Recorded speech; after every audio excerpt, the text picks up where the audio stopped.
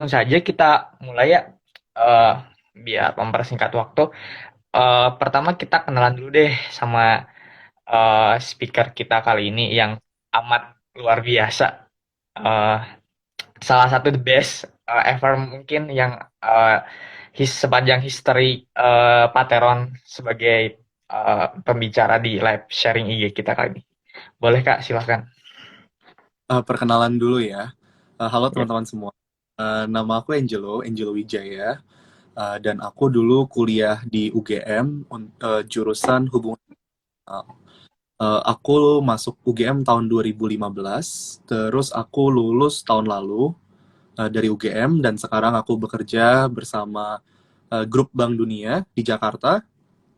Dan di waktu luang aku membantu salah satu kantor PBB di Jakarta sebagai anggota Youth Advisory Panel, dan juga sekarang aku sedang membantu inisiatif mahasiswa di UGM yang masih dibangun sekarang, kayak masih belum jadi banget gitu.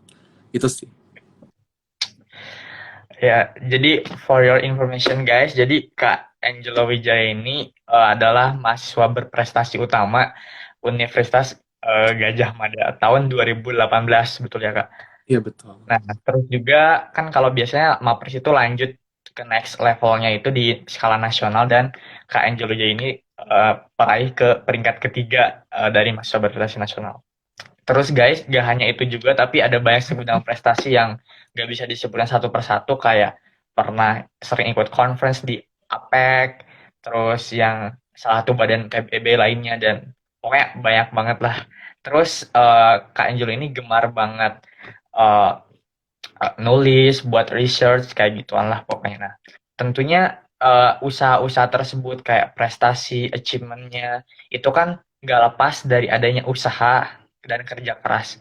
Karena nggak ada yang instan dalam hidup ini. Semua itu butuh proses dan usaha dan kerja keras. Nah, bahkan Thomas Alva Edison pernah berkata bahwa kalau mau sukses itu 90%, 99% itu kerja keras, effort 1% genius gitu. Jadi kerja keras ini sangat so important banget gitu buat kita semua. Apalagi buat kalian para pejuang UTBK yang mau masuk PTN. Nah, pasti banyak bertanya-tanya nih selama Pateron berlangsung gitu memberikan layanan. Ada, Kak, seberapa besar sih kerja keras dan bentuk kerja keras seperti apa sih yang harus dilakukan gitu biar kita eh, dapat sesuai dengan ekspektasi mimpi kita. Terutama Kakak yang mungkin dulu pengen jadi Mapres dan sekarang udah come true gitu. Jadi gimana sih bentuk effortnya, Kak? Eh, Mungkin kalau pertanyaan tentang kerja keras dan bagaimana menjaga semangat untuk tetap kerja keras dalam mencapai impian, hal yang pertama yang harus diketahui itu ketika kita ingin bekerja keras mencapai impian, kita harus mendefinisikan impian kita itu apa gitu. Jadi kayak kalau kita punya tujuan, kita harus tahu dengan jelas tujuan kita itu apa. Setelah kita identifikasi tujuan kita apa, jadi kita tahu ada banyak jalan menuju ke tujuan itu. Nah, ketika kita sudah bisa mengidentifikasi tujuannya apa, cara-caranya ke sana apa, bagaimana, nah kita bisa memilih cara yang paling cocok buat kita. Nah, ngomongin tentang kerja keras, kalau aku sebenarnya lebih prefer work smart daripada work hard. Karena orang banyak yang bekerja keras, tapi ada juga orang yang udah kerja keras tapi susah nyampe ke impiannya gitu. Mungkin orang-orang yang sampai ke impiannya itu karena mereka kurang work smart. Mereka sudah work hard, tapi mereka tidak work smart. Kalau aku pribadi, aku lebih condong untuk setelah aku tahu apa yang ingin aku capai, maka aku mencoba untuk work smart. Contoh, misal dulu aku ikut lomba Mapres gitu kan, ikut lomba Mapres ketika mahasiswa berprestasi, ketika sampai di tingkat universitas juara satu, lalu ke nasional, pasti dosen-dosen pasti pengen untuk aku bisa mewakili UGM dan juara satu di nasional, misal itu tujuannya gitu ya. Uh, nah, aku akan mencoba untuk mengidentifikasi, oh kalau juara satu itu uh, harus ngapain sih? Oh ternyata prestasi internasionalnya harus ada 10 misal. Terus karya tulis ilmiahnya harus bagus, harus jelas tujuannya apa. Lalu kayak bahasa Inggrisnya harus. Nah, ketika sudah tahu tujuannya apa dan tahu caranya mencapai tujuan itu, mulai dipelajari cara-cara mencapai itu. Jadi kalau misal aku work hard, itu kan di bagian ketika aku ikut lombanya segala macam. Work smartnya adalah ketika aku memilih lomba mana yang aku ikutin, ketika aku memilih topik karya tulis ilmiah, ketika aku memilih bahasa Inggris itu aku pelajarin bagian mananya sih. Jadi ada elemen work hard dan ada elemen work smart di situ. Oke, oke. Jadi mungkin mostly orang-orang mungkin adik-adikku semua juga pada mikirnya kerja keras itu ya terus kita kerja keras seperti umum gitu. Padahal mungkin salah satu yang nyebabin usaha kita kurang sukses gitu mungkin ada faktor kurang kerja cerdasnya itu. Jadi mungkin kurang strategi atau gimana. Mungkin kayak gitu ya, Kak. Tuh. Nah, sekarang gini Kak, kalau misalnya kita nih udah berusaha nih sesuai dengan apa sesuai dengan prinsip kerja keras ataupun bahkan kerja cerdas yang menurut Kakak itu sampaikan gitu. Tapi eh, terkadang bukan terkadang ya, emang sering gitu. Usually kita nemuin banyak barriers kayak hambatan dan sebagainya gitu. Tantangan, rintangan itu. Nah, kira-kira gimana ya Kak kalau misalkan cara kita untuk mengatasi hambatan tersebut gitu menurut kakak yang efektif. Kalau aku biasanya ketika aku melihat tantangan, aku selalu mengidentifikasi tantangan itu kan ada dua macam. Tantangan yang eksternal dan tantangan yang internal. Eksternal itu tantangan yang dari luar. Kayak misal, aku mau jadi mapres, tantangannya adalah, oh mapres dari kampus lain itu sama-sama jago loh, sama-sama hebat. Itu kan tantangan dari luar. Atau Iya mungkin betul. lombanya terlalu susah, itu kan tantangan dari luar. Tantangan dari dalam itu contohnya aku malas. Ya, aku udah tahu aku mau lomba, tapi masih malas-malasan, belum latihan, nggak belajar. Itu kan tantangan internal. Nah, ketika kamu lihat yang gini, biasanya tantangan eksternal itu adalah hal yang susah untuk kamu kontrol. Jadi kamu jarang sekali untuk bisa mengubah keadaan gitu kan. Yang bisa kamu ubah tuh sebenarnya kan diri kamu. Jadi ketika kamu menghadapi tantangan, kamu harus bisa identifikasi tantangan ini tantangan eksternal atau tantangan internal sih gitu. Ketika kamu sudah tahu kalau itu tantangan eksternal, coba kamu trace back bagaimana kamu bisa memperbaiki diri kamu agar kamu bisa siap untuk menanggapi tantangan eksternal itu. Dan yang paling penting adalah ketika kita melihat tantangan seperti itu, harus punya kedewasaan untuk tahu bahwa, oh mungkin kalau misal aku malas, aku harus tahu, kamu harus menyadari dulu. Kalau kamu orang sakit nih ya, contoh. Kamu mau sehat, kamu harus tahu kalau kamu sakit. Ketika kamu sakit, kamu obat akibat gitu kan. Sama, kalau malas juga gitu. Kamu biar nggak malas, kamu tuh harus menyadari dulu, langkah pertamanya kamu menyadari dulu bahwa aku tuh sebenarnya males loh. Dan aku harus melakukan sesuatu untuk mengubah kemalasan aku ini biar aku nggak males gitu. Contoh-contoh tantangan internal seperti itu. Yang penting lagi adalah ketika kita sudah tahu ada tantangan eksternal dan tantangan internal, hal-hal yang bisa kita ubah dan yang tidak bisa kita ubah, jangan stres di hal yang tidak bisa kita ubah. Kita itu kan punya tenaga cuma tenaga manusia doang kan. Kalau kita pusing-pusingin untuk mengubah hal yang tidak bisa kita ubah, kita kira capek dan kita kira mungkin gagal gitu. Tapi ketika kita fokus pada hal yang bisa kita ubah gitu, misal kayak aku belum bisa mengerjakan hal A gitu, tapi aku mencoba untuk mengerjakan itu, aku belajar lagi itu kan hal-hal tantangan internal yang aku coba untuk uh, apa ya, address sendiri gitu kan. Nah, itu dia. Jadi kalau ada hal-hal yang tidak bisa diubah, ya udah, you have to accept the fact that some things are not meant to be changed and you just have to live with it gitu. Nah, Ya, Kak. ketika kamu dewasaan itu, niscaya kamu akan sukses gitu. Oke. Oke. Jadi hambatan pasti ada, tapi itu kembali kepada diri kita sendiri seberapa konsisten kita dalam eh, mengelola kerja keras dan kerja cerdas itu. Nah, sekarang Kak, ketika kita sudah kerja keras, tantangan demi tantangan kita lewati gitu, hambatan-hambatan kita atasi gitu. Tapi kadang itu tuh enggak apa ya, ngerasa kita enggak pernah berakhir gitu loh. Kayak misalkan contoh teman-teman yang rasain gitu. Sekarang tuh lagi belajar buat UTBK gitu ya. Mhm. Oh, misalkan hari pertama atau bulan pertama aja. Bulan pertama kita semangati belajar gitu. Nah, bulan kedua udah mulai kayak kok capek ya gitu belajar aja gitu sampai kapan ya ini aku tuh jenuh aku tuh malas gitu. Nah terus bulan ketiga malah udah kayak makin kayak udahlah jadi tambah malas gitu. Nah itu gimana ya Kak cara sampai kapan sih kita harus berusaha terus Kak? Apakah selama kita lahir sampai hidup harus berusaha terus itu atau sampai tertentu aja sampai target kita, goals kita tercapai? Gimana? Yang satu tentang konsistensi. Eh, itu yang pertama. Yang kedua, nanti aku jelasin satu-satu ya. Yang pertama tentang konsistensi, yang kedua tentang belajar. Belajar itu kan kalau orang bilang belajar itu ya sampai akhir hidup nanti kamu tetap tetap harus belajar gitu. Dan yang ketiga adalah uh, the feel and apa ya, the sense of being alive. Jadi ada tiga ya tadi ya, satu konsistensi, yang kedua belajar sampai akhir usia, dan yang ketiga adalah the sense of being alive. Konsistensi, kerja keras itu ya kamu tadi ya harus diingat, bekerja keras harus dibarengi dengan kerja cerdas ya, nggak bisa cuma kerja Iya. keras. Ketika kamu sudah punya tujuan tertentu, kamu set sebuah goal di sini dan kamu startnya di sini, ya kamu secara konsisten, pelan-pelan, secara kerja keras dan kerja cerdas tadi itu harus bisa terus. Dan kalau misal kamu merasa malas atau mau menyerah di tengah jalan, kamu harus paham bahwa itu wajar. Dan hampir semua orang pasti pernah mengalami itu. And all in this together. Yang perlu kamu tahu adalah orang sukses adalah orang yang ketika sudah capek di tengah, mereka masih mendorong diri mereka sampai akhirnya mereka sampai di titik sukses. Karena itu yang membedakan orang yang bisa sukses sama orang yang belum sukses. Dan aku bilang belum sukses karena aku yakin semua orang tuh sebenarnya bisa sukses gitu. Jadi tentang konsistensi, bagaimana kita mendorong diri kita sampai di titik akhir itu. Itu yang pertama ya, konsistensi.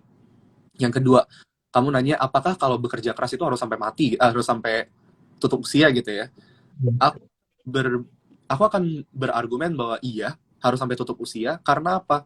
Karena kita itu kan belajar itu sampai kapanpun kan, sampai kita tutup usia gitu, kita belajar. Sama, kerja keras juga gitu. Karena apa? Karena yang namanya tujuan hidup, yang namanya the sense of being alive, yang poin ketiga tadi itu merasa hidup ketika dia punya tujuan di depan.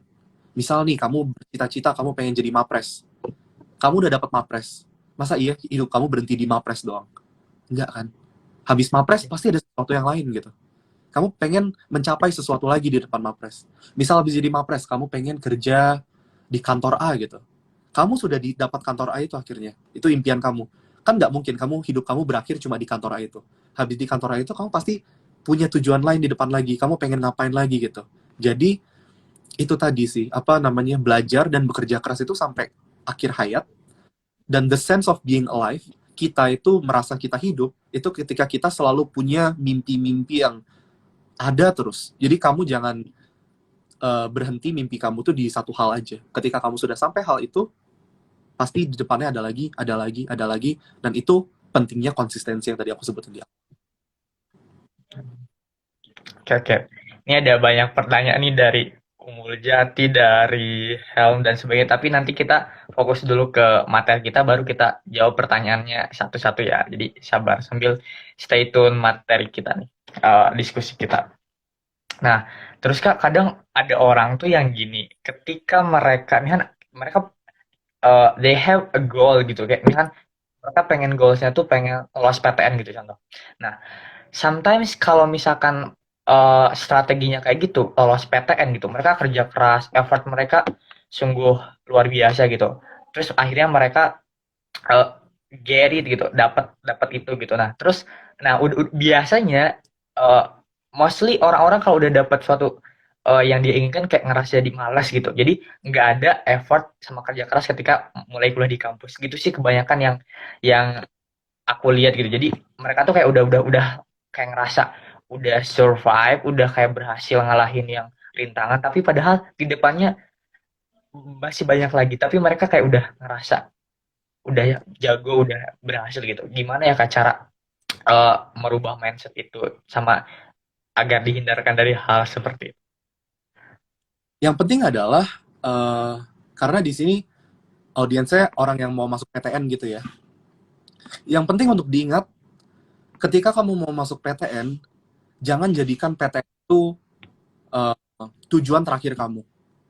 Ketika kamu mau masuk PTN itu, gunakan PTN sebagai sebuah batu loncatan untuk mencapai tujuan yang lebih tinggi lagi. Jadi kamu ketika kamu umur SMA gini, kamu banyak-banyak cari tahu what is your purpose. Kamu harus cari tahu your sense of purpose itu di mana? Apa yang ingin kamu lakukan di masa depan ketika kamu udah gede, ketika kamu udah dewasa gitu. Jadi ketika kamu tahu tujuan kamu itu apa, kamu udah punya tujuan baik yang akan kamu lakukan di masa depan, eh, ketika kamu udah masuk PTN pun, kamu tidak akan pas diri dan berhenti di situ. Kamu nggak akan, oh aku udah survive nih, eh, ujian masuk PTN, dan akhirnya berhenti doang di situ. Enggak. Ketika kamu tahu, suatu saat di masa depan kamu pengen mencapai sesuatu yang lebih tinggi lagi, a higher purpose, kamu pengen bantuin orang lain, kamu pengen membuat kehidupan orang lain lebih baik, dan cara tiap orang beda-beda ya, setiap orang cita-citanya masing-masing. Ketika kamu sudah punya a higher sense of purpose itu, ya kamu tidak akan berhenti di masuk PTN, that's it. Hidup aku berhenti di masuk PTN, enggak gitu. Jadi ketika udah masuk PTN pun, kamu tetap akan mencari tahu bagaimana caranya aku bisa membantu orang lain, aku bisa berguna bagi orang lain, dengan cara aku masing-masing gitu. Oh, by the way, mau ngucapin ada Kak Febri nih. Febriansyah 28 ini beliau nih yang buatin poster kita Kak yang itu luar Oh, biasa. Menariknya ya. kasih post. Welcome Kak. Ya, itu bagian dari Pak Teron. Nah, terus gini Kak, ada orang yang ketika kita gini, jadi misalkan aku tuh pengen ke UGM aja contoh. Sebenarnya itu Ilham juga dulu pengen ke UGM nih Kak, jurusan manajemen. Cuma nggak kesampean. Gagal. Nggak, jadi misalkan kita contoh mau ke UGM nih. Nah, Hmm. ngambil kedokteran aja contoh. Nah, tapi kita ngerasa bahwa saat ini nowadays gitu, kayak aduh pas ikut TO nilainya kurang gitu. Terus pas belajar tuh gak masuk-masuk gitu. Terus masih kayak malas belajar gitu, kayak pengen nonton lah, pengen tiduran lah, rebahan dan sebagainya gitu. Nah, terus kita mikir, lah kalaupun aku berusaha gitu, gak bakal ngaruh dah gitu. Jadi kayak gak bakal ngaruh deh kayaknya kalau aku berusaha juga. Pasti aku stuck gitu, segitu-gitu aja gitu. Jadi kadang kita terlalu apa ya, underestimate diri kita sendiri gitu, kayak kayak pesimis gitu. Padahal kita tuh mau kerja keras gitu, tapi karena pesimis itu kayak ngerasa aku tuh kayak aduh kayaknya aku gak layak deh, aku kurang deh. Itu ngehambat gitu Kak. Gimana ya cara mengatasi kayak gitu? Ketakutan itu loh jadi kayak. Eh, ketika proses mau masuk universitas, kayak habis kita lulus SMA dan kita mau masuk universitas, itu kan proses yang panjang ya, kayak berbulan-bulan gitu. Kamu mempersiapkan diri, entah sendiri atau kamu masuk lembaga pelatihan buat masuk PTN, kan ada kan yang kayak gitu. Proses yang panjang ini pasti membuat sebagian orang jenuh gitu. Kayak udah gitu nanti ambil tes try out, ambil tes yang lain-lain, nilainya belum memuaskan misal. Eh, Hal pertama yang harus kamu ketahui adalah that's normal. Kayak setiap orang punya titik jenuh. Setiap orang pasti capek. Setiap orang mungkin sekali dua kali merasa worthless atau kayak insecure gitu. Cuman kamu harus tahu bahwa ya udah, karena semua orang juga mengalami hal-hal yang sama, we're all in this together. Yang tadi aku bilang tadi itu. Ketika intinya adalah bagaimana kita bisa nge-push diri sendiri dan kita tahu batas kita di mana. Dan yang paling penting, it's okay to take a break. Kayak kalau kamu udah capek, istirahat dulu. Kayak senderan dulu, kayak lay back kalau orang Amerika bilang kan, lay back dulu.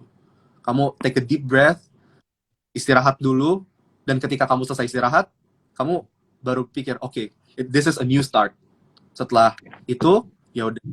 Misal nih ya, contoh paling nyata. Kita lagi corona nih, lagi pandemi, lagi lockdown, semua orang disuruh di rumah. Karena rutinitas kamu itu diulang-ulang-ulang terus, pasti kadang-kadang kamu tuh mikir, kenapa sih ini siklus coronanya ini nggak selesai-selesai? Aku tiap hari melakukan hal yang sama terus, Iya. bosen gitu. Hal yang bisa dilakukan untuk mengatasi hal apa ketidaknyamanan seperti ini adalah untuk beristirahat dulu. Just take a break, dengerin musik, makan yang membuat kamu senang. Kamu sukanya apa? Gado-gado, makan gado-gado biar kamu senang gitu. Jadi kayak it's okay to take a break. It's normal. Everyone needs a break. Dan jangan berpikir bahwa kamu lemah ketika kamu take a break gitu. Yang harus kamu ingat adalah ketika kamu selesai beristirahat, kamu harus menjadi individu yang lebih kuat. Oke, oke. Ini ada dari Vince 18, mudah-mudahan bisa masuk UGM, ITB. Amin, amin. Ini ada banyak keluhan nih, terutama dari Umbul Jati nih katanya sambil potong-potong ya. Kuliah online tuh lebih susah nggak sih? Soalnya aku takut makin gak bisa adaptasi. Jadi, oh ya nih, jadi ketika gini Kak, saya sambunginnya pertanyaan dari Umbul Jati ini, gini Kak, jadi kan sekarang itu lagi pandemi COVID-19 gitu kayak uh, selama COVID pandemi ini kayak kita ngerasa bahwa yang lagi kuliah mungkin kuliahnya serba online, digital gitu. Terus sekarang juga mungkin belajarnya yang les-les apa konvensional, misalnya bimbel gitu, tatap muka biasanya gitu. Ketemu belajar bareng sama temennya gitu, diskusi bahas soal gitu, belajar bareng gitu. Sekarang kan agak eh, terhambat gitu. Nah, jadi belajarnya lewat online gitu. Nah, itu kira-kira ini sebuah ancaman atau sebuah peluang menurut kakak? Kalau misalkan ini ancaman, gimana kita cara overcome this eh, kayak kejadian apa kayak kejadian ini? Bagaimana mengatasinya? Terus kalau misalkan ini peluang, how to maximize this opportunity? Jadi gimana? Oke. Well, kalau misal pasti ada dua sisi di setiap kejadian nih. Tapi kalau aku pasti akan aku melihat dari sudut pandang, aku dari lihat the bright side dulu, apa titik terangnya dulu, baru aku melihat drawbacknya, kebalik apa sisi di balik itu apa gitu. Uh, the bright side of staying home, belajar dari rumah, semuanya online adalah sebenarnya kamu punya waktu lebih banyak di rumah, kamu bisa mempelajari hal yang kamu suka.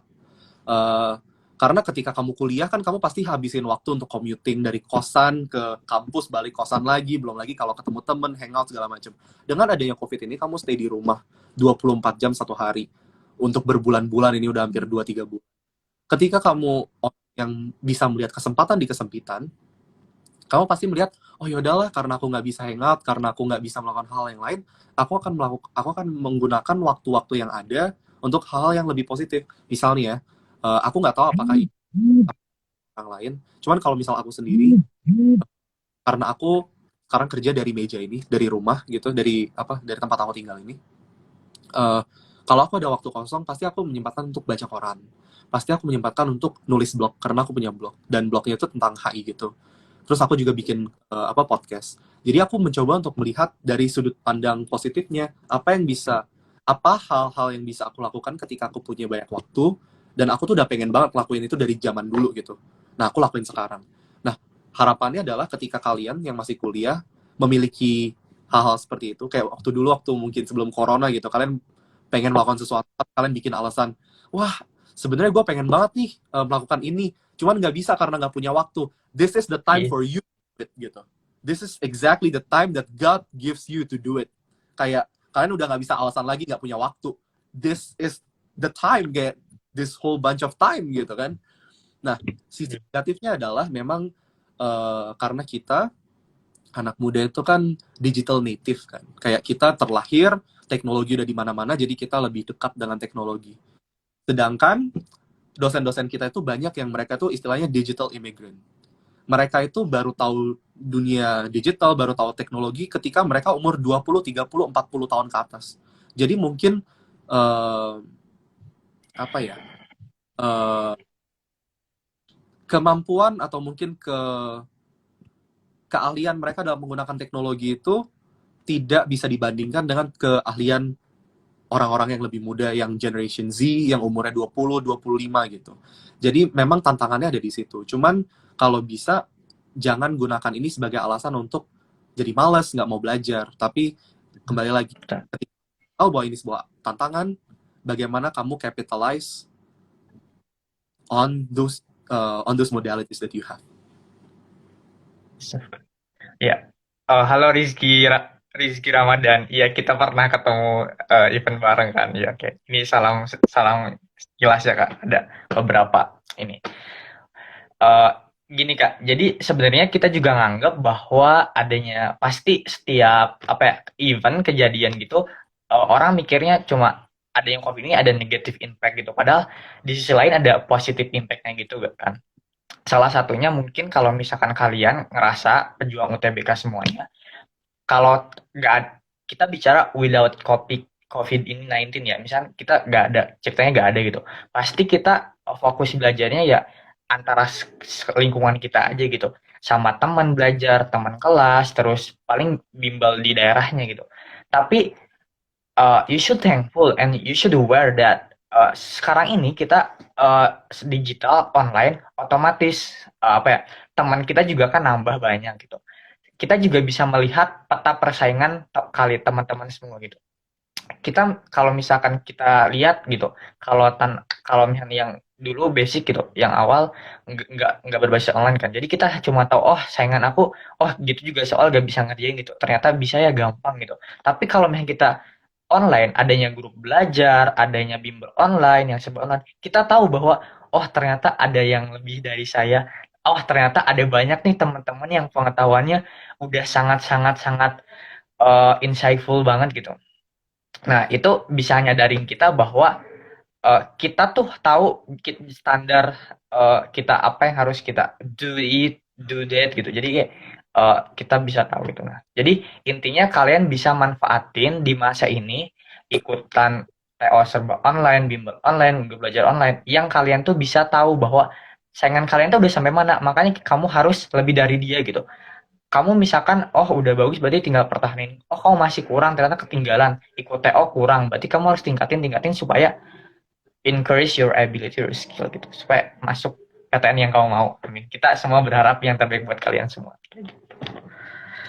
Oke, terkait bicara tentang effort, ada yang mau disampaikan lagi gak kira-kira, atau yang mau disampaikan? Ada misalkan ada important point buat ke adik-adik kita semua nih. Hmm, tentang usaha dan kerja ya.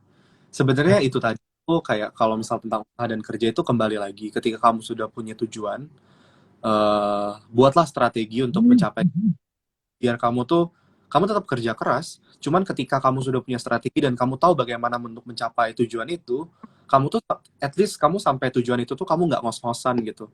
Kamu sampai sana itu masih, nanti kalau kamu udah sampai tujuan kamu masih bisa senyum gitu, kamu nggak terlalu capek, nggak ngos-ngosan. Itulah pentingnya kamu harus punya strategi untuk sampai tujuan kamu, dan bagaimana ketika kamu sudah punya strategi kamu bisa menggunakan work smart kamu ini, kerja cerdas kamu ini untuk mencapai tujuan itu, untuk membarengi kerja keras yang mungkin kamu sudah lakukan. Oke. Oh iya Kak, ini salah satu bahasan penting juga yang orang-orang sering minder dan kepikiran gitu. Jadi gini Kak, jadi di masa apapun itu, apapun kesempatannya, apapun jobnya, mungkin eventnya gitu.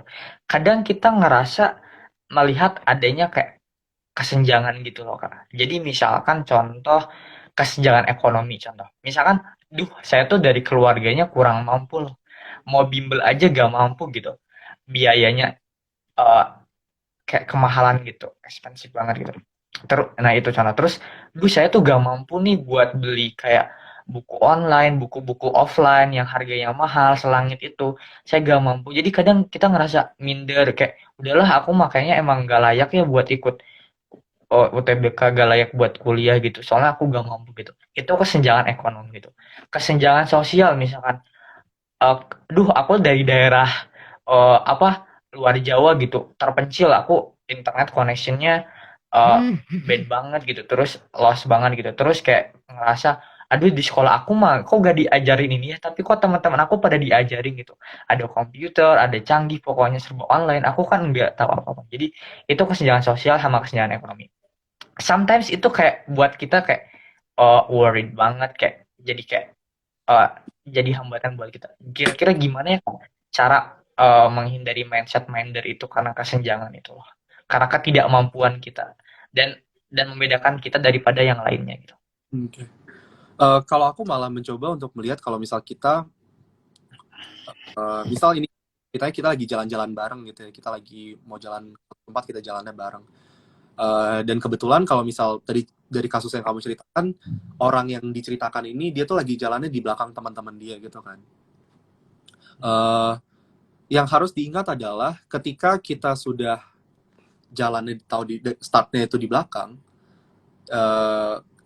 kita harus tahu bahwa ketika kita sama-sama bisa sampai ke tujuan bareng-bareng orang yang startnya itu di depan, itu harus menjadi suatu kebanggaan tersendiri buat kita, bahwa kita tuh bisa dalam tanda kutip kayak menaklukkan situasi meskipun dengan background yang tidak menguntungkan, tapi kita bisa sampai sana, bukan untuk mengalahkan orang lain, enggak, tapi untuk apa ya, lebih kayak oh ternyata kesenjangan-kesenjangan yang kamu ceritakan tadi itu tidak akan menghindarkan aku dari mencapai tujuan itu kok.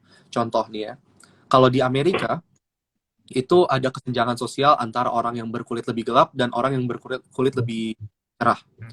Eh, Racism.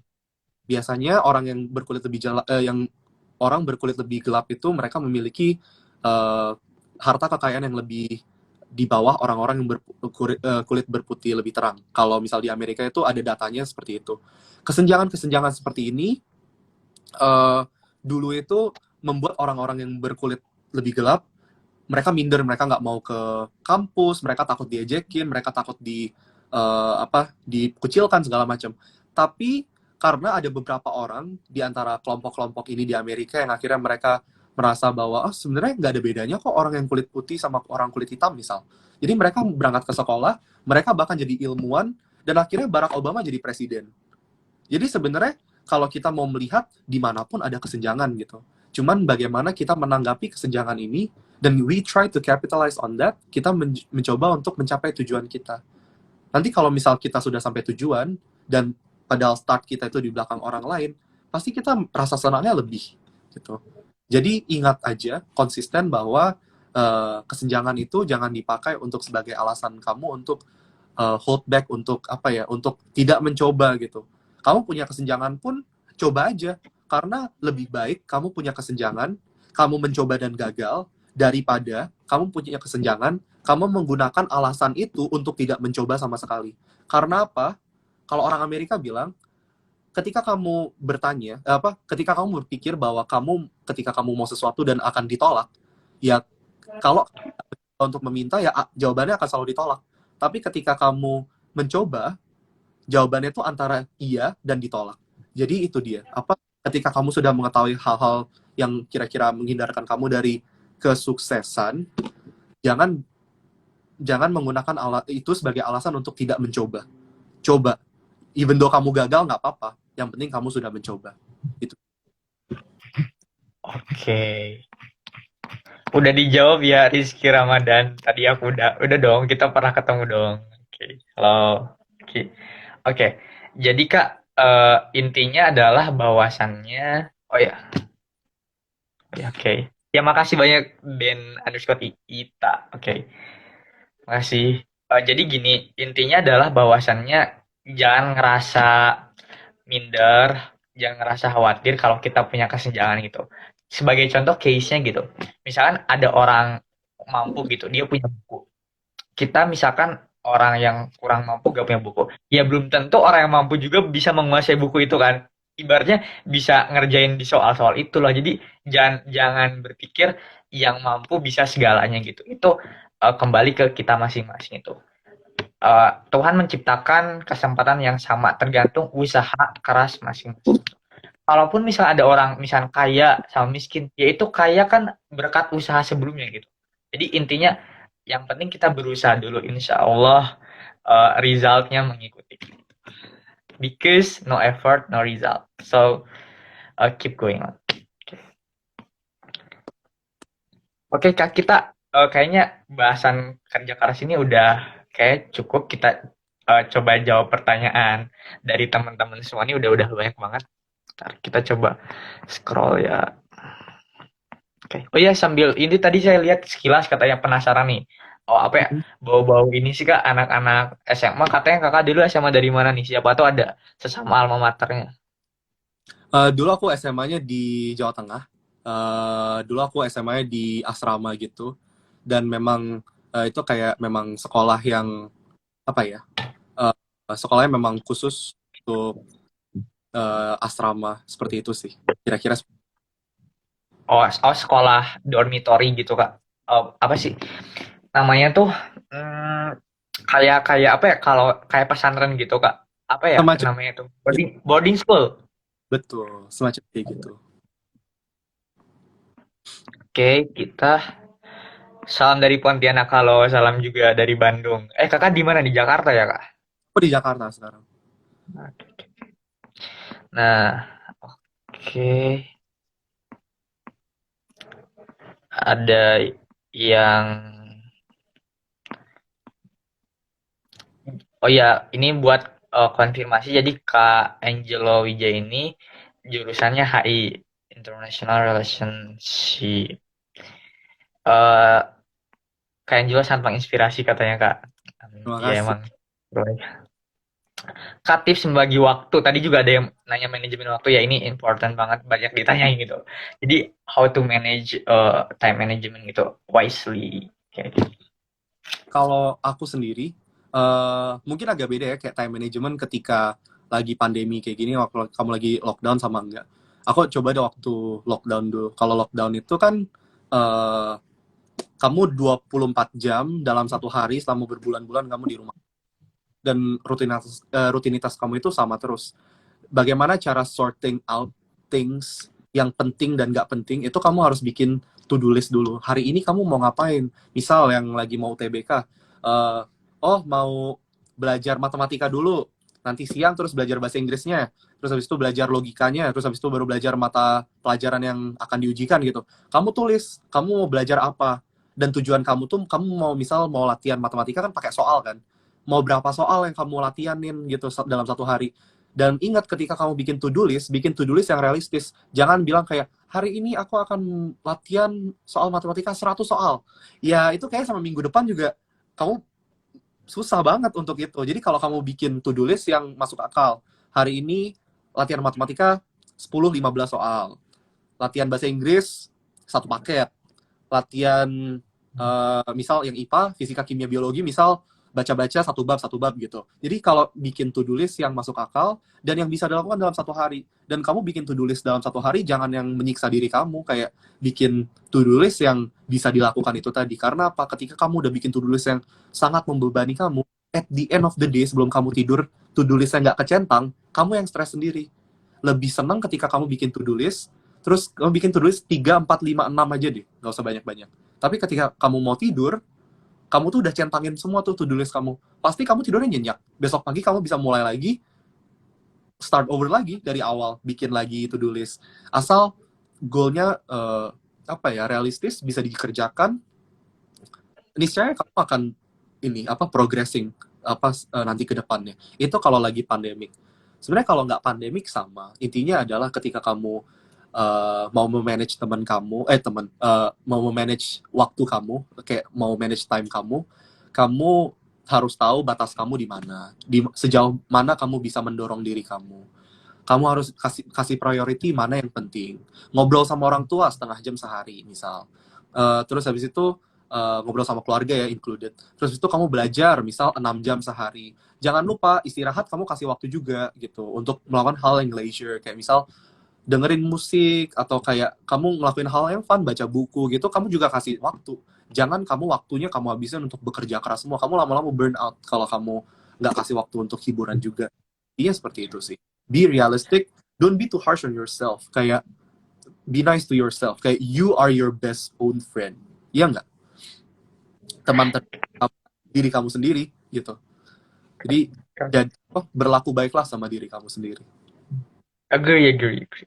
Oke, jadi intinya adalah kita buat to-do list, buat goals, kita mau ngapain aja sih gitu, tujuan kita, karena itu sebagai pedoman kita, ngarahin kita. Biasanya kalau kita gak ada goals kan kita kayak ngelantur kemana-mana gitu, ngacak sana sini gitu. Jadi intinya penting banget dan harus be realistic, because kayak kalau misalnya nggak realistic kan kita nyiksa diri, terus kayak kita malas juga, yakin nih ada 1.000 soal sehari, kayaknya gak mungkin deh, jadi kayak males kan. Jadi intinya yang penting sedikit-sedikit, tapi yang penting konsisten, itu kuncinya sih.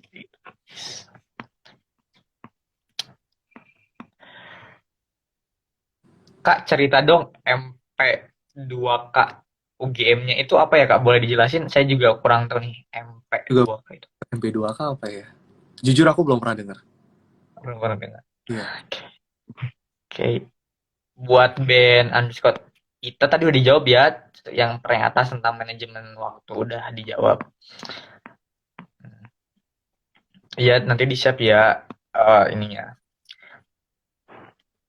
Jadi kak katanya gini nih, katanya dari band underscore kita tadi, aku tuh malas, aku harus melakukan sesuatu agar tidak malas. Gimana ya kak? Jadi mungkin gimana ya? Kita tuh malas gitu, tapi gimana caranya biar gak malas gitu tuh? Gimana ya kak? Jadi kayak mungkin udah setiap orang punya malas, rasa malas. Cuma mungkin gak bisa dikontrol gitu, jadinya agak agak membunuh diri kita sendiri gitu. Gimana ya, Kak? Jadi kayak how to overcome laziness gitu ya. Yes, yes.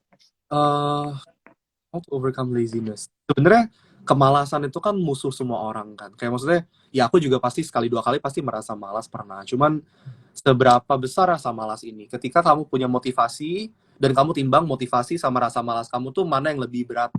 Kalau kamu lebih berat rasa malas ya good luck. Oke, maksudnya ya kamu akan stuck di situ terus, kamu akan malas terus. Tapi ketika motivasi kamu itu lebih berat, kamu lebih memberikan titik berat di rasa motivasi, rasa semangat, eh, pasti kamu akan akhirnya mengalahkan rasa malas. Gimana caranya? Kamu harus menyadari, ketika kamu malas, kamu tuh nggak akan kemana-mana. Kamu akan stuck di situ, kamu nggak akan progressing kemana-mana. Tapi kalau kamu sudah membuka diri, menjadi dewasa, dan kamu mengetahui bahwa untuk bisa mencapai tujuan aku, ya aku harus work my ass off, harus bekerja dengan keras, ya kamu bisa sukses. Jadi intinya adalah apa ya? Lebih ke penyadaran, realization bahwa kemalasan tidak akan membawa kemana-mana. Jadi itu langkah yang paling pertama sebenarnya untuk mengalahkan rasa malas. Oke, oke, oke. Untuk rasa malas, tips menghadapi rasa jenuh, kayaknya similar ya Kak, sama kayak rasa malas. Intinya ya tadi yang disampaikan. Oke, next. Kak mau tanya gimana caranya dari solo face coba. Kak mau tanya gimana caranya bisa konsisten nahan nafsu diri sendiri ya Kak. Artinya apa itu?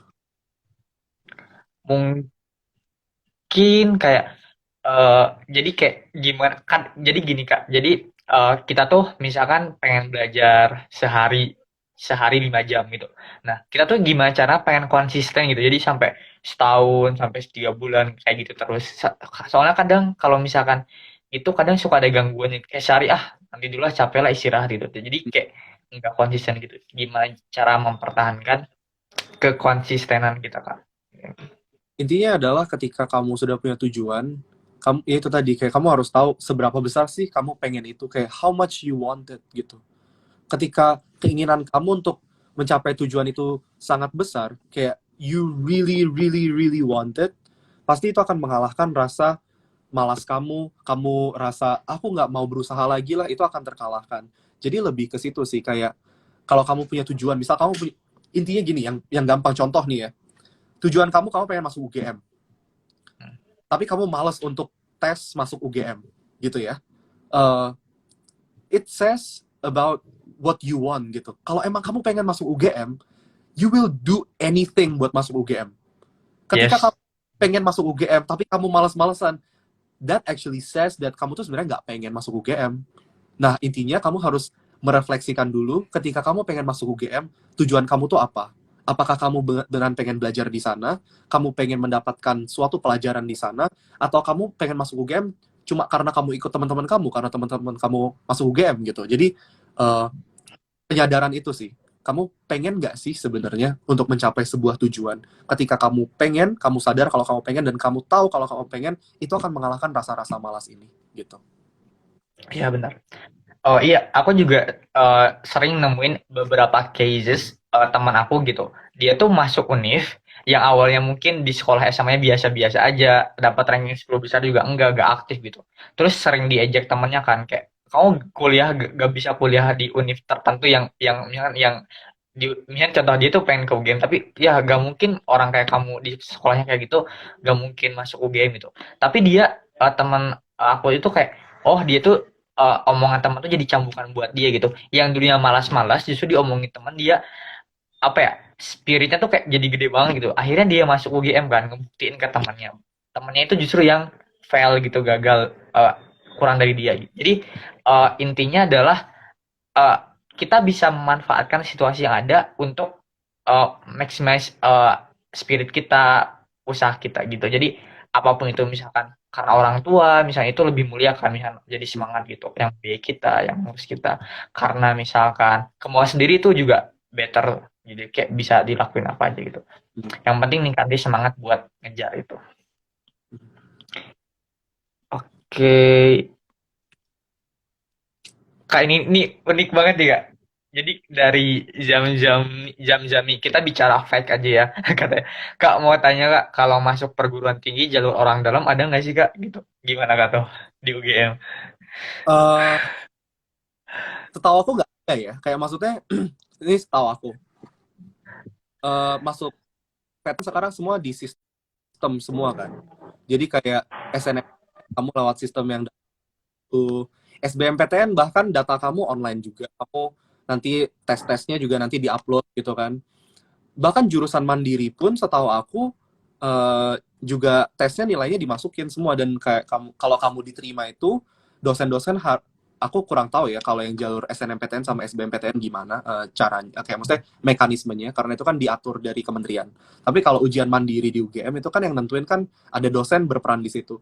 Mereka harus bisa menjustifikasi kenapa orang ini diterima gitu. Jadi kamu nggak bisa kayak asal misal kamu mau nyogok gitu, nggak bisa Iya. kayak kamu nyogok terus langsung dimasukin gitu, nggak akan bisa, karena kamu akan di kamu akan dihadapkan dosen yang menentukan kamu masuk atau enggak tuh harus menjustifikasi kenapa kamu diterima atau enggak gitu.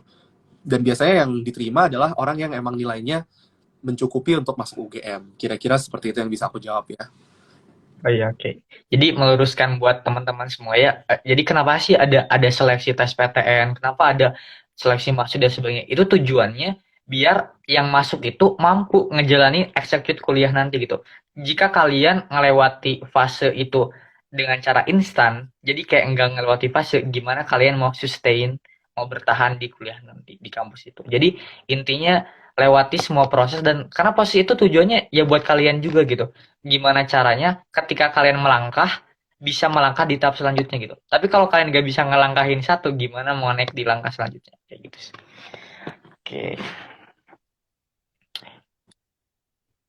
next question. Apalagi nih? Atau kakak mau jawab pertanyaan yang mana kak? Apa ya, aku lagi lihat-lihat tapi belum deh. Kamu bantuin cari deh, aku juga sambil cari-cari. Boleh Oke, tadi boleh. HP sih, dia bilang kayak apa namanya, kecanduan HP agak di bawah. Bentar ya, aku lihat dulu ini. Dia bilang gimana caranya supaya nggak terlalu candu sama HP, susah lepas dari HP apalagi sosmed. Aku boleh jawab yang ini atau gimana? Boleh boleh. Kalau aku sebenarnya gini, HP aku itu memang ada sosial medianya jelas, kayak aku juga main sosial media. Cuman banyak juga HP ini aku pakai untuk hal-hal yang emang untuk mengembangkan diri. Misal kayak aku punya aplikasi podcast juga di HP, aplikasi buat ngeblog juga di HP. Jadi kayak sebenarnya HP itu nggak 100% jelek. Karena podcast, YouTube segala macam itu kan bisa jadi media belajar juga gitu. Apalagi aku yang jurusannya HI yang harus up to date sama kejadian-kejadian yang terjadi di dunia ini. Dan aku malah menggunakan HP untuk cari berita, untuk nonton video di YouTube yang tentang berita juga, tentang update-update. Jadi sebenarnya yang harus kamu pahami di awal adalah kecanduan HP apa. Kalau kecanduan HP untuk bekerja, ya I don't think it's wrong. Karena setiap orang bekerja masing-masing kan. Ada yang pakai HP, ada yang pakai laptop. It's not completely wrong gitu. Cuman kalau kamu kecanduan HP cuma buat mainan, gibain orang, atau kayak kamu ngetrol orang di Instagram atau di Twitter gitu, nah itu baru yang harus disembuhkan. Cuman ketika kamu menggunakan HP, misal untuk ngeblog atau kamu mau bikin podcast, hal yang lain lah. Kayak aku nggak bisa terlalu kasih contoh juga ya, karena dari pengalaman pribadi aku aja, itu sih. Jadi lebih bagaimana kamu menggunakan teknologi yang ada di sekitar kita untuk mencapai tujuan kamu gitu. Jangan gunakan teknologi ini yang memberikan kamu sense of convenience ini malah sebagai hal yang menghindarkan kamu dari tujuan kamu. Oke. Intinya itu sih kembali ke diri sendiri. Kalau misalnya dirasa teknologi itu lebih membawa dampak impact negatif buat kamu ya, ya tinggalin aja, kurangi gitu. Tapi kalau membawa dampak positif impact, ya kamu manfaatin dengan sebijak-bijaknya kayak gitu aja sih. Oke, mudah-mudahan bisa lolos SBM Ilkom UGM. Amin, didoakan. Amin, amin. Kak, aku kuliah dari Mas Rob. Kak, aku lagi kuliah di S1 di Taiwan. Misal udah lulus bisa lanjut di UGM nggak, Kak? Lewat jalur apa ya, Kak? Gitu, Kak, katanya. Dia S1, terus pengen di UGM S1 lagi atau ke S2? Berarti magister, Kak. S2 kalau udah lulus gitu. Bisa Harusnya kan bisa. ya? Harusnya bisa. tergantung jurusannya mau ambil apa kan. Dan maksudnya UGM itu kan kampus yang terbuka bagi siapa saja kan. Kayak maksudnya background kamu seperti apa, asal kamu bisa apa cukup untuk apa melampaui tes seleksi pasti diterima. Kayak maksudnya pertanyaan ini agak general ya, jadi aku kurang bisa menjawab juga. Cuman intinya gitu, kayak UGM itu kampus yang terbuka. Aku yakin kalau kamu apa semangat ininya masuk UGM-nya pasti diterima. Oke. Iya Kak, kira-kira tes SBMPTN tetap jalan nggak ya? Kan sekarang lagi mengurangi banget kerumunan. Nanti aku tanya si Pak Nadim deh. Nanti aku kalau udah tahu aku kasih tahu kamu. Kakak punya menjalin ada sebuah kerjasama gitu dengan Pak Nadiem atau gimana Kak? Di proyek bareng atau? Oh, ya hopefully nanti suatu mungkin ada. Oke.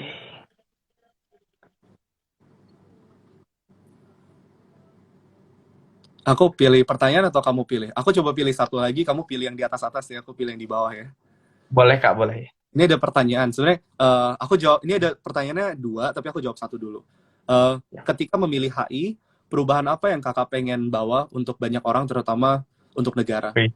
Ini pertanyaan menarik banget dan aku suka banget. Kayak aku Oh, sangat. iya. Ini, Luar biasa. eh, Indonesia itu negara yang sangat satu negara yang sangat besar, dua negara yang sangat hebat, resourcesnya luar biasa, modal kita juga banyak. Kayak secara resources, secara yang lain, secara geografis juga kita negara banyak. Cuman eh, negara kita ini memang masih bisa dikembangkan lebih lagi. Kalau aku kan HI, jadi aku pengen banget mengembangkan kebijakan luar negeri Indonesia. For your information, Indonesia itu pada tahun 2045 akan menjadi ekonomi terbesar ketiga atau keempat di dunia. Jadi dalam 20 tahun lagi, kita tuh bakal menjadi ekonomi ketiga atau keempat terbesar di dunia. Dengan posisi yang sangat bagus itu, Indonesia harus memiliki posisi juga yang bagus di dunia. Kayak maksudnya kerja sama kita sama Amerika, negara terbesar ke dunia, kerja sama kita sama China, negara kedua terbesar di dunia, kerja sama kita negara-negara lain kayak Jerman, Jepang gitu, harus bisa ditata kelola dengan baik, harus bisa dikelola dengan baik. Nah, itu dimana menurut aku tuh pengen bisa berkontribusi di situ dengan background aku di HI. Sebenarnya itu sih, perubahan apa yang pengen, sebenarnya perubahan kebijakan luar negeri negara kita menjadi lebih baik karena background aku di HI. Sebenarnya itu sih. Kalau mau ada pertanyaan lebih spesifik lagi boleh. Yes. Kak ini Kak, ini ada kayak rasa insecure gitu, kayak nggak yakin gitu. Katanya dia dari Roma Manado 15, jadi dia tuh pengen masuk UGM, tapi nggak yakin gitu Kak. Gimana ya Kak? Jadi pilih jangan, ambil jangan. Gimana ya? Kita nggak dari sendiri gitu, nggak yakin gitu. Kembali lagi kan yang tadi aku bilang yang kayak maksudnya kamu tuh mau masuk UGM alasan kamu apa? Apakah karena misal kamu mau masuk jurusan A gitu, kamu pengen masuk jurusan HI misal, dan kamu memilih untuk masuk HI UGM. Motivasi kamu di UGM itu apa? Apakah cuma karena orang bilang HI UGM bagus? Apakah cuma karena teman-teman kamu pada ikut masuk HI UGM? Apakah karena kamu sudah mempelajari dan kamu udah tahu bahwa tujuan kamu di depan ini bisa dibantu dengan kamu kuliah di UGM? Gitu. Ketika kamu punya motivasi yang benar, kayak, oh aku tuh pengen masuk UGM karena UGM itu ada konsentrasi jurusan yang cocok sama interest aku, sama keinginan, sama interest apa sih? Ketertarikan aku gitu. Nah, itu baru benar. Aku pengen masuk UGM karena di UGM dosen HI-nya ada yang aku suka banget nih gitu. Nah, itu benar. Jadi kayak bagaimana UGM ini bukan menjadi tujuan akhir, tapi ini menjadi batu loncatan kamu untuk mencapai tujuan kamu di akhir nanti gitu. Misal kayak aku nih, aku masuk UGM ada banyak banyak alasan. Kayak mungkin UGM lingkungannya bagus untuk HI-nya. Kayak maksudnya orangnya memang memiliki lingkungan akademis gitu. Alasan lain mungkin karena memang HI UGM HI yang tertua di Indonesia, dan di situ ada seorang profesor yang aku tuh fans banget dari dulu. Namanya Profesor Mohtar Masud. Dia itu salah satu orang-orang pertama yang dulu kuliah HI di Amerika, dibawa pulang ke Indonesia, terus dia mengembangkan HI di Indonesia. Jadi dia kayak maestronya HI gitu loh. Aku ngefans sama dia, aku mempelajari bener apa yang diajarkan segala macem, dan guess what? Aku skripsi sama dia. Pembimbing skripsi aku tuh maestronya HI Indonesia. Jadi kayak maksudnya ketika aku masuk HI UGM itu bukan kayak HI UGM adalah tujuan akhirku, enggak. Tapi bagaimana aku bisa menggunakan HI UGM ini sebagai batu loncatan untuk mencapai tujuan aku nanti di masa depan. Gitu.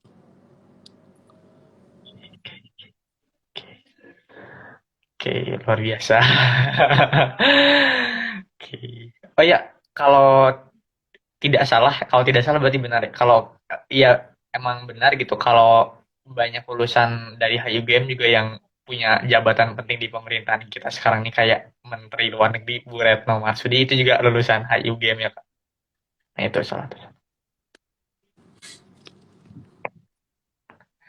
Eh, ada lagi Kak pertanyaan yang mau dijawab yang mungkin menarik buat Dia nanya nih, skill apa? Kamu ada pertanyaan yang mau ditanyain dulu nggak? Atau aku enggak Kak, jawab? Kakak aja ya. Skill apa yang harus diimprove saat kuliah yang nanti menjadi valuable mungkin ya maksud dia ya, menjadi valuable buat di dunia kerja. Yang satu adalah interpersonal skill.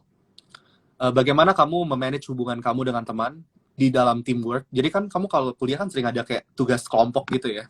Terus nanti pasti dia tugas kelompok itu ada orang yang biasanya lebih menonjol untuk menjadi pemimpin di situ. Ada orang yang cuma bandwagon. Jadi kayak orang lain ngomong apa kamu ngikut doang gitu. Kalau kamu perhatikan kultur seperti itu kalau kamu jalanin terus itu akan membekas di diri kamu dan ketika kamu kerja akan kira-kira seperti itu. Jadi kalau misal kamu ada tugas kelompok, itu mungkin kesannya kecil ya, cuma tugas kelompok doang. Tapi kultur yang kamu bangun ketika kamu mengerjakan tugas kelompok itu akan stay with you, ke bawah sampai kerja nanti. Jadi biasakan ketika kamu tugas kelompok, jadilah orang yang punya inisiatif, jadilah orang yang take the leadership, orang yang memiliki kepemimpinan di tugas kelompok. Even though kayak mungkin tugas kelompoknya kayak sepele gitu. Karena, uh, apa ya, when you treat something sepele, ketika kamu memperlakukan sesuatu itu kayak sepele, ya kamu hal besar juga kamu sepelein gitu. Jadi mulai dari hal yang kecil kamu harus kamu harus perhatikan hal yang kecil. Itu satu ya, interpersonal relations. Yang kedua public speaking. Karena itu penting. Ketika kamu punya ide, itu kamu harus bisa menjelaskan ide itu apa. Ketika kamu punya ide dan kamu tidak bisa menjelaskan, ya sama aja bohong. Kayak maksudnya, bos kamu nanti di dunia kerja nggak akan dengerin kamu. Dia nggak akan respect kamu oleh karena ide-ide yang kamu punya karena kamu nggak bisa menjelaskan gitu. Yang ketiga adalah bagaimana kamu menjadi seseorang yang original. Uh, Ketika salah selesaikan dengan cara yang oh itu ya gitu. Ketika kamu menyelesaikan masalah tuh masalahnya kamu selesaikan dengan cara yang tidak biasa gitu. Orang-orang yang seperti ini itu yang akan dicari di masa seperti ini. Kenapa? Karena kita kan sekarang masuk ke revolusi industri keempat ya.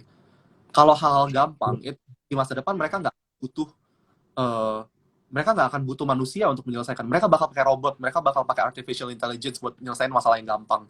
Tapi kompleks problem solving itu mereka butuh manusia untuk bisa mengapproach permasalahan yang kompleks ini.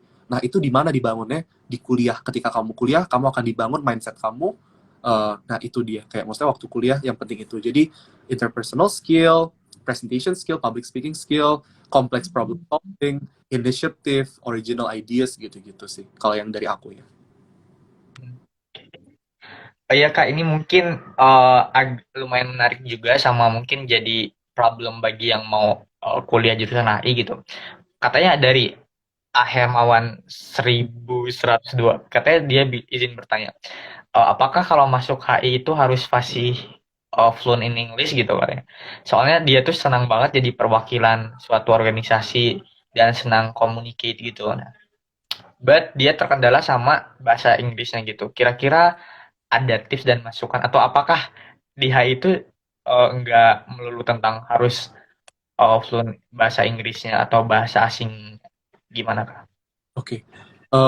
Satu yang menarik nih, kalau aku tuh inget banget dulu pertama kali aku masuk HI, itu selalu kalau lagi sharing kayak gini ya selalu ditanyain, kayak Julo bener nggak sih kalau masuk HI itu harus bisa 6 bahasa? Enggak gitu. Eh, enggak, itu nggak bener. 6 bahasa itu sebenarnya bukan bahasa yang harus kamu bisa ketika kamu masuk HI gitu. 6 bahasa itu adalah 6 bahasa resmi yang diakui PBB. Kayak mereka sebutnya adalah working language. Jadi kalau di PBB itu tuh kan ada negara kan di dunia ada 190 lebih ya. dan bahasa yang mereka gunakan beda-beda. Nah, enam bahasa ini dipilih karena apa ya, orang yang Oh, menggunakan salah satu yang paling banyak gitu. Jadi general. bukan harus bisa, tapi ketika kamu memiliki skill untuk itu akan membantu kamu. Sama dengan bahasa Inggris. Ketika kamu masuk HI, kamu tidak wajib bisa bahasa Inggris. Tapi ketika kamu bisa bahasa Inggris, itu akan membantu kamu dalam proses belajar kamu. Buku-buku HI original itu kebanyakan ditulis di bahasa Inggris. Ketika kamu bisa memahami buku-buku itu, kamu bisa memahami ide langsung, ide original dari penulisnya langsung gitu. Jadi akan lebih diuntungkan ketika kamu bisa bahasa Inggris. Ketika kerja juga kan itu sekarang udah standar kan, kalau kamu kerja kamu harus bisa bahasa Inggris gitu. Jadi itu Iya. itu akan membantu. Nggak ada yang akan mewajibkan kamu untuk harus bisa bahasa Inggris, enggak. Cuman uh, itu akan membantu kamu gitu. Mostly emang nggak hanya di dunia kerja, mungkin dunia kuliah juga hampir sekarang most pada pakai bahasa Inggris dan dituntut harus bisa kan. Setiap assignment, tugas, mungkin ujian, exam gitu kan hampir pakai using English gitu kayak emang udah itu sih. Oh ya, tapi kan gini, kalau misalnya ada beberapa gini yang, aduh saya masih kurang bahasa Inggrisnya gitu. Kira-kira eh, ada kayak wadah atau aplikasi atau apa ya, kayak tools buat kita belajar bahasa Inggris mungkin dari sekarang buat apa ya, improve gitu. Kalau aku kan belajar bahasa Inggris apa ya? Dengan ngobrol sama orang kan. Maksudnya kayak diskusi pakai bahasa Inggris, nulis pakai bahasa Inggris, baca pakai bahasa Inggris, dengerin dengerin musik, nonton film segala macam pakai bahasa Inggris. Jadi intinya adalah kamu membiasakan pakai bahasa Inggris. Coba dipikir kayak gini. Kenapa kamu bisa bahasa Indonesia? Pasti karena kamu dari kecil itu dibiasakan ngomong bahasa Indonesia. Orang-orang di lingkungan kamu itu ngomong bahasa Indonesia ke kamu, sehingga kamu bisa. Dari kecil kamu belajarin bahasa Indonesia gitu. Sama ketika kamu pengen belajar bahasa asing, bahasa Inggris misal, usahakan kamu dikelilingi oleh lingkungan yang emang bahasa Inggris. Jadi kamu itu kayak dipaksa untuk ngomong bahasa Inggris. Jadi kayak lagu, buku, musik, apa namanya, film segala macam, kamu bisa belajar dari hal yang seperti itu. Karena bahasa Inggris itu kan bukan tentang kamu belajar rumus grammar gitu kan. Bagaimana kamu terus latihan untuk memperbaiki bahasa Inggris kamu. Lebih seperti itu. Oh iya, for your information guys, jadi kalau misalnya kalian butuh referensi buat bahasa Inggris, buat improve, kalian bisa cek di Google Play Store tuh. Ini bukan promosi ya. Ada banyak tuh kayak misalkan Duolingo tadi, terus ada juga HelloTalk itu bisa sama orang luar gitu. Terus ada juga buat TOEFL preparation dan pokoknya banyak banget lah bisa dicari Google Play Store itu yang buat improve kamu gitu. Pokoknya manfaatin teknologi semuanya ada di internet di Google, tinggal cari aja. Yang penting ada kemauan sama kerja keras buat belajar. Karena salah satu poin penting ketika belajar bahasa adalah belajar bahasa itu gak instan gitu, nggak langsung sehari dua hari langsung jago gitu. Everything need process gitu. Jadi semuanya emang butuh waktu. Jadi jangan ngerasa kayak, aduh udah susah gitu. Ya wajar baru baru beberapa hari ini. Orang lain belajar bahasa sampai bertahun-tahun, les minggu les minggu. Jadi wajar kalau ngalamin kendala gitu. Oke. Ini ada pertanyaan dari Nathaniel Jeffon. Ini menarik tentang buku. Boleh, Boleh boleh kan? ya? Dia nanya, jadi Nathaniel Jeffon ini dia kuliah HI International Politics. Wow. Oh, dia Apa sih? HI International Politics, kuliahnya di Cina. Mau nanya buku-buku HI Bahasa Indonesia yang recommended. Aku nggak ada buku Bahasa Indonesia HI. Kalau Jeffon mau, aku ada bukunya Bahasa Inggris ya. Aku kasih uh, rekomend yang aku suka banget. Tapi aku udah jelasin kemarin sebenarnya. Aku kasih beberapa deh. Ini ya. Uh, buku yang pertama, ini namanya Why Nations Fail. Ini bukunya menarik banget. Ini adalah buku Wow. kan kenapa sih negara-negara itu gagal? Kenapa ada negara yang gagal dan kenapa ada negara yang sukses gitu? Dia menjelaskan itu. Intinya adalah dia berkata bahwa buku ini menjelaskan bahwa negara yang memiliki governance, pemerintahan yang lebih terbuka, pemerintahan yang lebih transparan itu biasanya mereka akan lebih sukses gitu. Dan aku baca buku ini for your information itu semester 2. Waktu itu bahasa Inggris aku belum lancar banget, tapi aku ngerti isinya. Jadi kayak buat kalian yang tertarik masuk HI dan kayak pengen tahu kenapa negara itu gagal dan kenapa negara itu ada yang sukses, boleh baca buku ini. Dan yang menarik, aku sering banget cerita, Prabowo Subianto itu waktu dia debat capres, dia baca buku ini sebelum dia debat, dan dia bawa buku ini waktu debat capres. Itu kayak fun fact, unrelated, completely unrelated, cuman itu kayak fun fact. Yang kedua, ini bukunya, A World in Disarray. Ini bukunya penulisnya Richard Hess. Dia menceritakan, kan sekarang kan negara paling besar di dunia kan Amerika. Tapi dalam beberapa tahun lagi, negara terbesar di dunia itu akan diganti gitu, akan Cina yang paling besar karena ekonomi Cina itu berkembang terus gitu. Buku ini menjelaskan peran Amerika sebagai superpower yang terus turun, bagaimana Amerika harus merespon terhadap perubahan situasi hubungan internasional di dunia ini. Yang ketiga adalah kebalikannya. Kalau tadi ngomongin Amerika, yang sekarang ini ngomongin Cina. The 100-Year Marathon. Ini ngomongin bagaimana Cina itu dari kemerdekaan di tahun 1949 sekarang sedang menyusun strategi untuk mencapai impiannya, strategi 100 tahun. Jadi tahun 2049 dia ingin menjadi negara maju. Negara aja punya impian dan punya strategi untuk mencapai impian. Apalagi kamu juga harus punya impian dan kamu harus menyiapkan strategi untuk mencapai impian itu. Right. Oh iya Kak, ini nampaknya banyak banget ini nih, apa, problem di mindset. Jadi pertanyaan dari apa ya? Dari siapa ini? Nadira Fani 26. Kak, please tolong jawab, gimana caranya supaya kita semangat buat belajar. Bentar lagi bakal UTBK, tapi aku ngerasa masih malas-malas. Padahal sebenarnya aku mau belajar, Kak. Jadi itu trouble-nya di sana. Kira-kira gimana ya, Kak? Buat meyakinkan mungkin semuanya yang mengalami masalah seperti Nadira Fania 26 ini.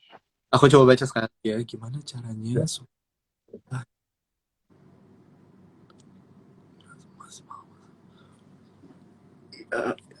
gimana ya tadi itu kembali ke kemalasan, semangat dan seberapa besar kamu pengen itu kan. Kayak maksudnya uh, I really cannot explain this any further. Kayak maksudnya ketika kamu pengen sesuatu, usaha kamu itu menceritakan seberapa besar kamu sebenarnya pengen itu gitu. Kayak kalau kamu malas-malesan itu sebenarnya itu tanda bahwa kamu tuh kurang menginginkan itu. Kamu harus memupuk keinginanmu itu dan kamu harus tahu apa namanya ya. Kayak kamu tuh keinginan kamu tuh didasarkan apa. Kalau yang tadi aku bilang, kamu pengen masuk PTN ya kamu harus tahu kenapa kamu mau ambil jurusan itu di PTN itu. Kenapa harus itu? Apakah karena dosennya bagus? Apakah karena kurikulumnya bagus? Dan ketika kamu sudah tahu itu, kamu tuh pasti pengen banget, wah PTN ini akan membantu aku untuk mencapai tujuan aku di masa depan nih. Jadi aku nggak boleh males-malesan, aku harus bisa sampai sana gitu. Jadi lebih ke situ sih kayak, dan maksudnya gimana ya? Kalau aku pribadi, dulu aku menanamkan itu di diri aku. Aku nggak tahu apakah ini apa works for other people, but it worked with me. Dan kalau kamu tanyakan hal-hal tentang kemalasan, apa namanya tujuan segala macam, it comes back to you. Dan yang aku bisa lakukan adalah hanya aku menyarankan kamu harus mencari tahu tujuan kamu itu sebenarnya apa. Ketika kamu alasannya itu apa? Oke, oke, oke.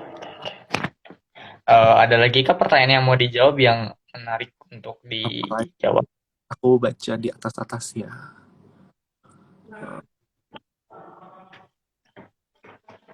Hmm, apa ya? Bagaimana cara memilih PTN? Kalau ini balik yang tadi lagi ya, maksudnya kayak kamu harus apa namanya, harus mencari tahu kan kayak PTN itu apakah bisa membantu kamu untuk mencapai tujuan kamu atau enggak gitu. Ini ada pertanyaan angkatan berapa di UGM? Dulu aku masuk 2015 dan aku lulus 2019. Oh iya Kak, kalau boleh tahu nih Kak, Kakak tuh dulu masuk UGM-nya jalur apa nih Kak? Dulu aku ambil yang kelas internasional. Oh, oh jadi Kakak tuh HI-nya internasional Kak? Makanya aku kuliah pakai bahasa Inggris.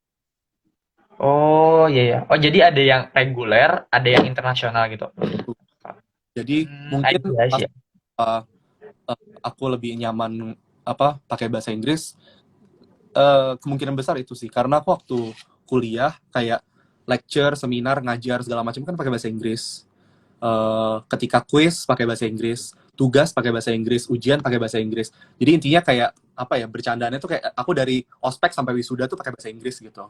Bahkan ijazah aku tuh dua, ada yang pakai bahasa Inggris sama bahasa Indonesia gitu. Jadi Oh, iya. dan iya sih kayak gitu sih.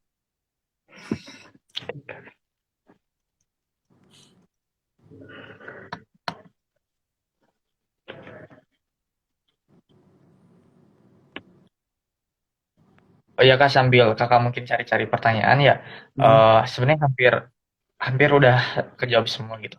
mm, Kakak kan eh, sering ikut conference gitu ya Kak. Nah, itu gimana sih Kak cara bisa join conference terus apa ikut yang United Nation program-programnya gitu, badan-badan di bawahnya gitu. How gitu, how come? uh, conference besar yang aku ikutin pertama itu aku inget banget tahun 2016. Jadi kalau kamu tahu ada yang namanya Interpol, itu organisasi polisi internasional. Mungkin aku bisa dibilang aku beruntung karena aku habis menang lomba, terus ada orang di universitas yang akhirnya recognize aku, terus dia nanya sama aku, Angelo kamu bukannya tertarik HI ya? Terus aku bilang, iya saya tertarik HI gitu. Kenapa? Dia bilang, UGM baru dapat surat dari Polri mencari 3 mahasiswa untuk membantu Polri di General Assembly Interpol. General Assembly Interpol tuh kayak itu sidang umum Interpol, lebih dari 190 negara tuh datang ke General Assembly itu. Dan aku dipilih sebagai salah satu dari 3 orang itu, kayak 3 mahasiswa. Dan aku waktu itu semester 3 dan semuanya sisanya tuh kakak tingkatku semua. Kayak uh, itu itu alasannya karena aku dulu pernah menang lomba dan aku suka HI dan aku menunjukkan kalau aku suka HI. Jadi aku suka HI itu nggak aku pendem-pendem doang gitu, kayak aku suka HI itu aku ceritakan ke orang. Jadi itu resonate ke orang lain. Jadi orang lain tahu kalau aku suka HI. Akhirnya aku ditawarin itu dan pergi ke conference besar itu. Setelah ikut conference besar itu, aku melihat banyak pemimpin internasional yang datang ke situ. Banyak hal penting yang terjadi di tingkat internasional di situ dan aku baru memikir kayak, oh ternyata gini toh kalau misal apa namanya ikut kegiatan internasional. Banyak hal penting yang dibicarakan, banyak keputusan-keputusan yang dibikin di konferensi seperti ini tuh bisa mempengaruhi kehidupan banyak orang. Semenjak saat itu aku tertarik untuk ikut konferensi kayak gitu. Kayak yang maksudnya yang emang serius ya, conference beneran, bukan conference. Semenjak saat itu akhirnya aku ikut ada kayak misal Asia Pacific Economic Cooperation, aku di situ ketemu Putin itu presidennya Iya, Rusia, iya. ketemu Donald Trump, terus ketemu Justin Trudeau, ketemu Ada uh, PM karena ya kayak banyak banget.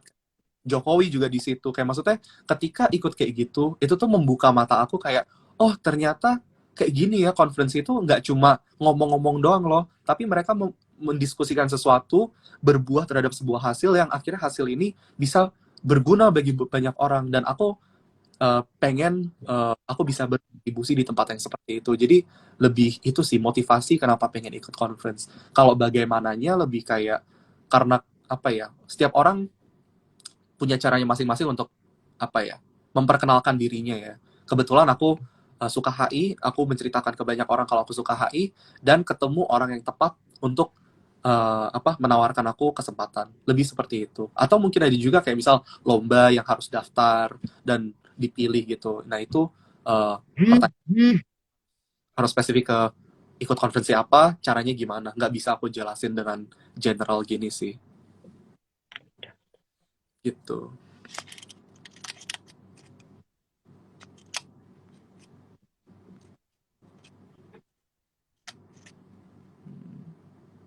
Ada yang lain lagi nggak? eh sebenarnya hampir saya itu di itu aja ya.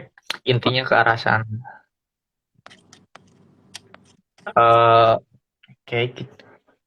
Kak, kalau aku belajar UTBK sekarang telat gak Kak? Katanya gitu. Dari Deyana.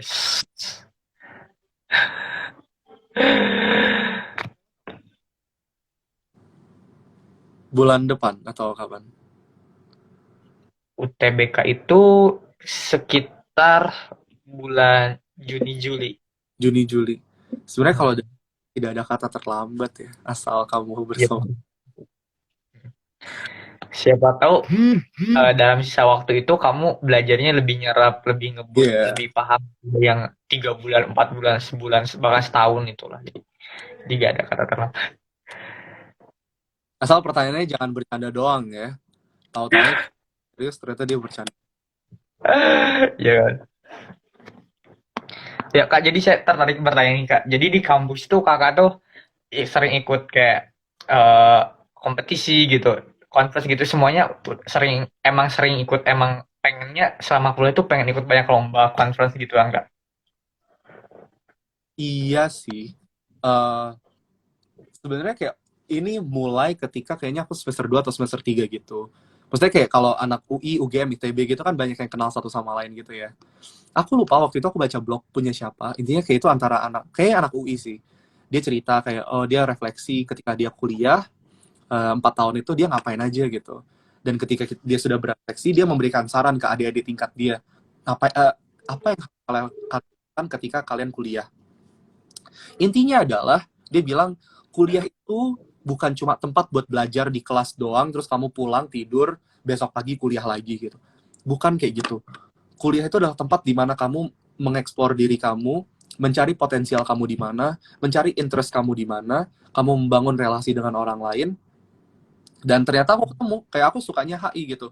Dan atas dasar refleksi orang ini, aku nggak mau kuliah tuh aku lulus cuma kuliah dapat ijazah tok gitu loh.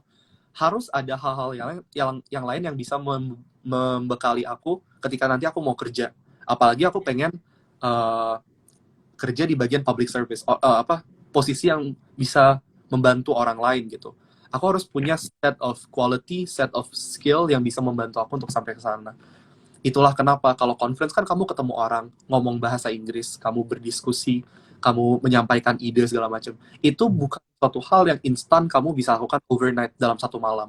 Itu sesuatu yang harus kamu latih terus. Karena itu it needs practice basically. Itulah alasan kenapa aku ikut conference, karena aku membiasakan diri aku untuk engage di hal seperti itu agar suatu saat aku bisa menggunakan skill yang aku acquire, yang aku pelajari ketika aku masih kuliah. Jadi itu sih. Kalau kuliah, jangan cuma berangkat kuliah, kamu pulang, tidur, besok paginya kamu kuliah lagi. Do something else, apapun itu.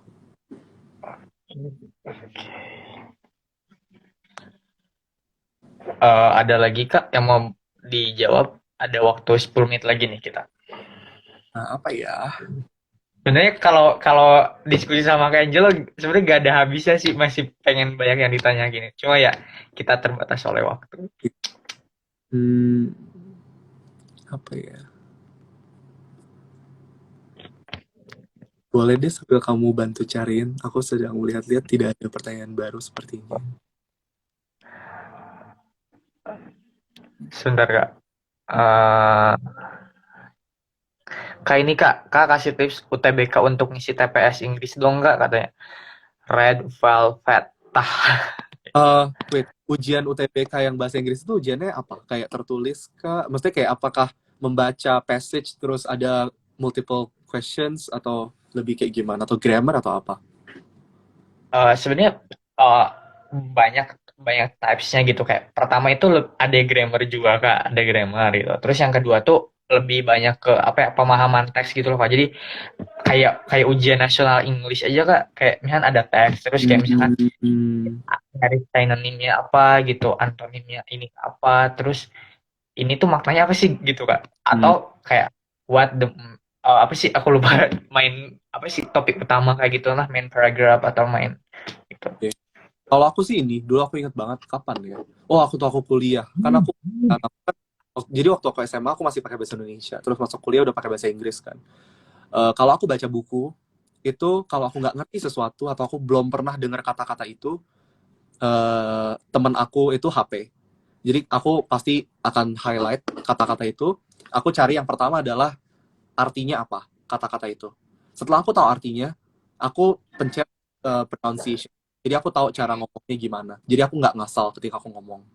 Dua hal itu hal yang kayak simple banget, kayak Ella apaan sih, kayak saran cuma baca cuma buka Google doang cari arti. Cuman itu sesuatu yang ternyata berguna banget buat aku, bahkan sampai sekarang kalau aku nggak ngerti sesuatu itu aku selalu cari. Nasehatnya apa, ketika kamu pengen belajar bahasa Inggris atau belajar apapun, itu tuh sebenarnya harus didasari oleh rasa ingin tahu. Ketika kamu pengen belajar bahasa Inggris, kamu harus mendasari itu dengan, aku tuh sebenarnya pengen tahu kata-kata yang aku nggak tahu di bahasa Inggris, biar aku bahasa Inggrisnya lebih bagus. Sebenarnya itu sih, kalau kamu mempelajari apapun, bahasa Inggris salah satunya, harus didasari oleh rasa tahu, dan kayak, apa ya, harus nurture your sense of curiosity gitu aja. Oke, oke, oke. Mungkin salah satu tipsnya juga yang selain disampaikan Kak Angelo itu, jadi kayaknya kalau pemahaman bacaan, kalian juga harus sering latihan gitu. Karena semakin banyak latihan, kalian semakin nambah vocabulary kalian kan, semakin banyak insight, pengetahuan, teknologi dapat per kata lah itu. Jadi intinya sering-sering latihan, jadi bisa apa ya, memahami pola soal, jenis soal, jadi udah terbiasa gitu sih. Oke, kita mungkin last question, Kak. Hmm.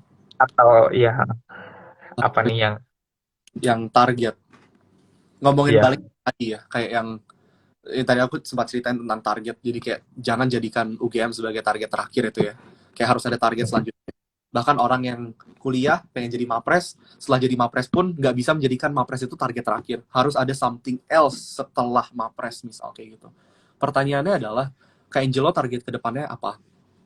Kalau aku, untuk sekarang, target aku ini, aku mau sekolah dulu, aku mau belajar, aku mau kerja dulu, sorry. Aku mau kerja dan mempelajari, karena aku di tempat kerja sekarang di Bank Dunia itu banyak hal-hal yang masih bisa aku pelajari, banyak hal yang masih, apa ya, masih banyak lah yang aku pelajari, kayak soft skill di situ segala macam. Setelah aku nanti bekerja lebih lama, mungkin setahun 2 tahun lagi, mungkin aku akan daftar sekolah, sekolah lebih lanjut. Setelah sekolah lebih lanjut ini, aku akan mungkin kerja lagi, terus baru sekolah lagi. Nah, sebenarnya target yang ini kan mungkin terdengarnya lebih vague gitu ya, lebih kayak apa ya, ambiar gitu loh, nggak terjurus gitu. Apa ya, kalau aku tuh sebenarnya tujuannya karena aku pengen public service, aku menggunakan waktu aku kuliah hari dulu, terus kayak waktu aku bekerja, dan besok aku kuliah lagi dan bekerja lagi, itu sebagai batu loncatan dari satu ke yang lainnya. Jadi targetnya ke depannya lebih ke situ, bagaimana aku bisa berkontribusi untuk orang lain melalui public service itu aja. Oke, oke. Oh ya, Kak, ada pesan mungkin amanat dan pelajaran bagi adik-adik yang lagi berjuang UTBK ini, Hmm. pejuang SBMPTN. Itu tadi, apa, ketika kamu punya sesuatu, jalani dengan konsisten. Eh, dan ketika kamu menginginkan sesuatu, jangan kamu menginginkan sesuatu itu cuma ikut-ikutan teman kamu, atau kamu cuma ngikutin orang lain ngomong apa. Kamu harus benar-benar cari alasan kamu pengen itu. Kamu harus bisa merasionalisasi itu, kayak, aku pengen masuk ITB karena ITB itu sekolah engineering paling bagus di Indonesia.